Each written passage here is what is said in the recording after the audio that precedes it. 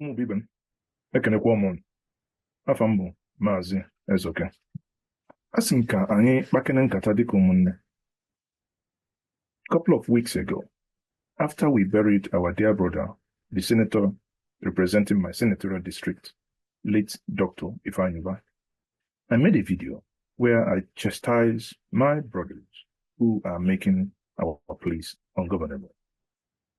But we all know that they are not the only issue in the Southeast. We have leaders that we have elected within the Southeast who are supposed to give us security. Why are we not seeing the effort into fruition? We are here in the Southeast. We live in palpable fear. Every single day, when you drive around the Southeast, you are basically driving in fear. You could be kidnapped at any point. The other day, at Omonachi, a reverend father who returned from the United States of America and settled in Omonachi was kidnapped with a man many know as the ancestor who composed Catholic songs. Thank God, that man was eventually released. In releasing him, because I met him at the airport and I had a chat with him, he paid for ransom, a huge amount of money he paid, but he said something that struck me. The individuals that kidnapped him were all 100% Igbo, and they were from a certain state in the Southeast. The most scary part is that when he was kidnapped, he was driven somewhere and kept somewhere in Anambra State in a camp and was released a couple of days, I think 2 days before the burial of Ifeanyuba. The part that must worry every Anambra person, every Igbo person, is this. After his kidnapping, they reported this case to the Nigerian police. The car that was used, that was FJ Cruiser, Toyota FJ Cruiser, that was used in that kidnap was also reported. Do you know what? He was dropped back to the same location that he was kidnapped days after they had reported this car missing. That car I had yesterday was still being used to kidnap people within Ogidi, Omonachi, and Okuzu in Anambra State. Then you ask yourself, where is security? Where is security in our dear state? This thing, it's something that must worry every single one of us. Let's take, for instance, last year, around September, we all gathered in Owerri. We came together for the Southeast Security Summit. Far-reaching agreement was agreed in that summit. Over 1 year later, where are we with that? Those who came, who left whatever they were doing, those who traveled from the diaspora, a lot of them, those who traveled from various parts of Nigeria to come for that meeting, when I speak to them, sometimes they feel wasted their time. They live in despair. Some are speechless. Then you ask yourself, Bikun, Obuna Akuba, Juladeginko, Kona Wambweke, Amagapo. Umunnem the governors, Biko, Biano, Kanyibankata, Komunne. What is happening? We spent time, energy, resources in Owerri. There were some things that we agreed. Yes, there were issues with the Dubago, the outfit that was formerly headed by General Obiomahi. When he resigned, that outfit appears to be only in Ebonyi and in Enugu, and there were some other extrajudicial accusations associated to that outfit after Umahi had left that, the head of that entity. Fast forward today, where are we actually with what will appear to have been agreed in Owerri?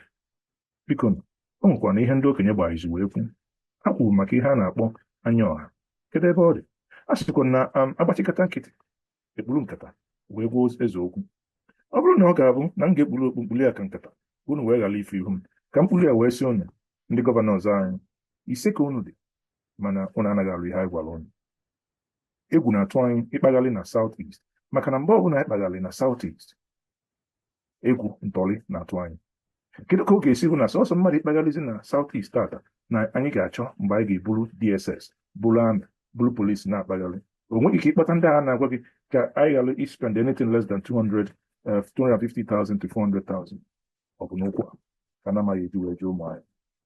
Agwago m unu, ọ bụ na isi anya asụgo m unu anya, anyị ga-ama na ihe anyị mere ya na ọ bụghị taa ka anyị ga-adị ya gaba.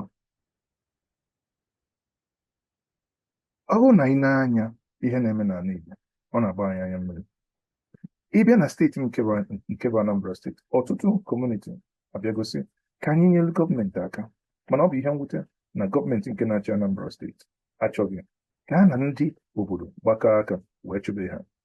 Let's take for instance, there is a community in Anambra State in Iheba local government called Osumo. They've made effort. They've even contributed funds. But it is sad to know that the state will tell them that it is only private money that will use in fighting this. And I ask why. Kedeba in Nedebe security vote, the Southeast governors in Nwata, Kedeba Anambra State in Nedebe their Southeast, Nedebe security vote.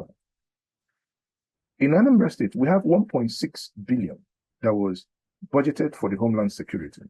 As we all know it, as we know it today, there is a serious issue that everybody now complains. There is no money to fight this. Njukwane ọzọ, ọ bụ nwa Mgbeke mara jụrụ amaghị akpa isi ka ọ bụ agụba jụrụ adịghị nkọ. Ịbata n'Enugu, Enugu na-enye aka na-agbanị n'ụdị nke ha, mana gọvanọ na-achị Enugu ọkwa nwere idea na isi Enugu gaa Opi Nsụka na mgbe ụfọdụ na a na-eburu ndị mmadụ agbaba ime ọhịa. Kedu ihe anyị na-eme? Ka ihe ji anyị na anyị enweghị ike ịbịakọta ọnụ nwee joint security outfit? Ọ bụ gịnị bụ ji nkịta ọnwụ? Gịnị mere na anyị enweghị ike ya?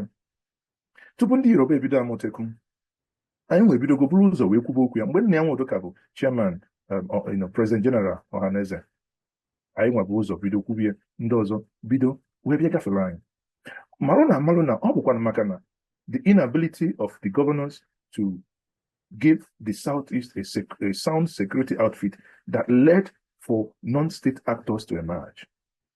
Ngwanezianian, okenye ekweghị ime, okenye emeghị ihe o kwesịrị ime dịka okenye. Ụmụazị wee je mee nke ha, mana nke ha mere wee na-ada ya ọkụ na-achọ ịdapịa anyị ike. Okwu a ka na ma ga-eji wee jụọ n'ahịa. Ọ bụghị ịbịa na-asa anyị sọsọ na ya emeghị nka na ya emeghị nka na ya emeghị nke ọzọ. Ha sị m bịa kene nọ ka anyị tụọ n'alụ. Kedu ihe anyị nwere ike ime? N'uche nke m, ọ bụrụ na anyị ga-asị Southeast Governor, biko ihe nrido aka gị nsị ka anyị mara na kedu ka anyị ga-esi wee kwa onye ukwu wara. Ndị na-eme mkpamkpa n'ala Igbo akarịghị 1,000 people, ma ha ebi n'ime ọhịa, ma ha ebi n'elu osisi, ma ha ebe ọbụla ha nọ, ha karịghị 1,000 people. Ọ bụrụ na anyị sị ka anyị kpọta ndị a ma o nwere ike ọ bụrụ na maka na ha enweghị aka ọrụ, ka anyị mara ihe anyị ga-esi wee nyere ha aka. Anyị sikene nọ na onye bịa ka eje mụgosi ya aka ọrụ, trenu ya wee nye ya 10 million. 10 million nwere ike gbaa ihe nne na ntị, mana o rughị ka ego ndị mmadụ na-akwụ ma ekidnapụ ha. Mana ọ bụrụ na anyị ga-asị ka anyị nye ndị anyị ka line bido n'ụbọchị dị etu a, anyị na-enye Amnesty, onye ọbụla weta akara ngwaọrụ eji arụ ya bụ ajọ ọrụ, wetana ya nye ya ndị na-achị achị afọ na n'aka. Ọ bụrụ na anyị gbakọ 10 million tinye ya by mmadụ 1,000, ọ ka bụkwa sọsọ 10 billion. 10 billion anyị kere 5 into 5 ka na-enye anyị 2 billion per state. It's not up to ihe anyị na-lose every Monday a na-emesit at home. Achere m na ụfọdụ n'ime unu batago n'ọchịchị achịala ofu afọ na ụma. O kwesịla na anyị ga-ebido, anyị agbaala mbọ ụdị niile anyị kwesịrị, ihe na-eme anyị nke anyị ji aka ya eme, nke ndị na-achị efi ji eme, nke ndị omekome jikwa n'aka ha eme, ka anyị ka anụ asị biko na onye ọbụla so na ndị na-eme ihe mere na anụ Igbo adịghị mma, bịanụ ka anyị nye ụlọ ọrụ, ka anyị doziere ụlọ ọnụ, ka anyị nyekwa ụlọ ego unu ga-eji wee bido ndụ n'isi. Mana ọ bụrụ na ha mesịa jụ, ma ọ bụrụ na anyị nye ha ohere asị na gbasaghị anyị ga-eme ka o si wee dị osisi anyị ga-asị ha na mgbe anyị ga-akachi anyị kachie oge dị oge, ọ bụrụ na ụnụ adịghị ihe ọ bụla ụnụ anyị kụwara ụnụ ga-agba ya. Echere m na anyị mee ya otu a na ọ ga-adịkwanụ mma, maka na mgbe anyị ga-ewere ego niile anụ wee sizie oke na ndị bịaranụ out of 1,300 si na ha ajụla ekwensu n'ọrụ ya niile, ngwa ndị nke jụ na ha ama m bịa, egwu ọbụla anyị kụwara ụnụ gbara. Biko ndị na-achị achị, echekwana m na eme ya otu a na ọ ga-adị mma. were na okwu m ọ bụrụ na ọ dịghị mma unu etufuo ya mana unu etufuna m. Otu ihe nna anyị bụ na iwu megidere na ana Igbo nke ndị nna nna ha nyere anyị n'aka na anyị agaghị agba ọsọ ya.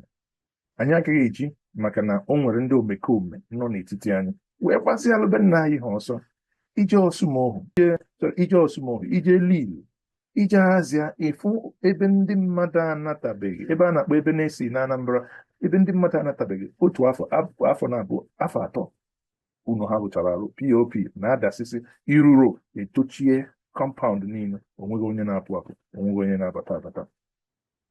Anyị a ga-eweru n'onwe anyị iwe? Nke a bụ ụmụnne m nke m na-agwa. Dike na-eke ike sọsọ n'ụlọ ọ bụkwana dike. Kedu ka mmadụ ga-esi bịa si na ọ ga-eji aka ya mebie ebe nna ya? Anyị na-agwakwa ụmụnne anyị kụọ ha, anyị asịkwa ndị na-achị achị kedu na ihe mere na ụlọ anyị ga-eme ihe unu na-eme?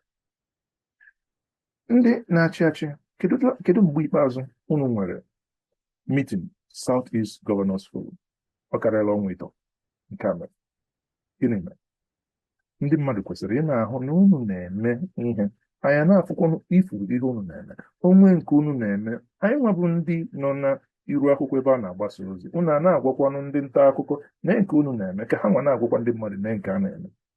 Maka na unu ga-ama ama bụ na mgbe ọbụla anyị na ndị nọ n'obodo ekwuboro okwu, ihe izizi ha ga-agwa anyị hapụ na ndị na-achị achị ọ dịghị nke ha na-eme, ọ dịghị nke ha na-eme, maka na mgbe ụfọdụ dịka ha afụghị nke ahụ unu na-eme. Nke anyị nwa na sinsi anyị kacha o nwebeghị ihe anyị nwafọ anyị ga-ejide aka bụ ihe a na-eme site na nkwekọrịta niile anyị kwekọrịta n'obodo. Biko na ụmụnne m, ya bụ nkata ka anyị na-agba ka anyị kwụọ ọnụ mmiri a ka ọ ka dị n'ọrụ. Ọ bụghị sọsọ mgbe ndọrọ ndọrọ ọchịchị bịara, ọ bụghị sọsọ mgbe e nwere elekshọn ka anyị ga-ebido mebe gadagidi.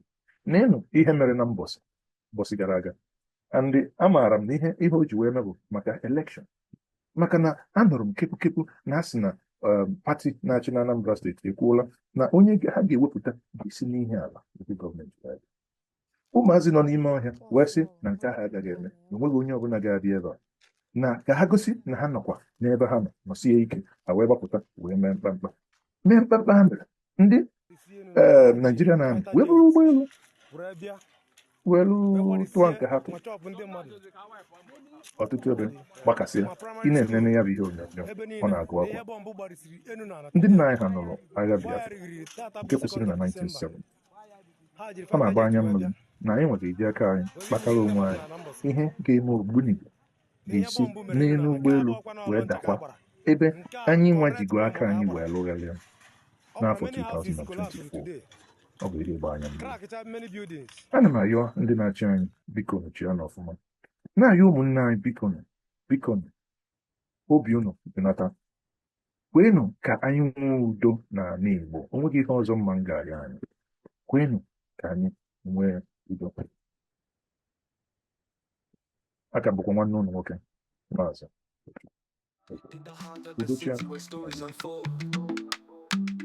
NjenjeMedia TV, shining bright and bold,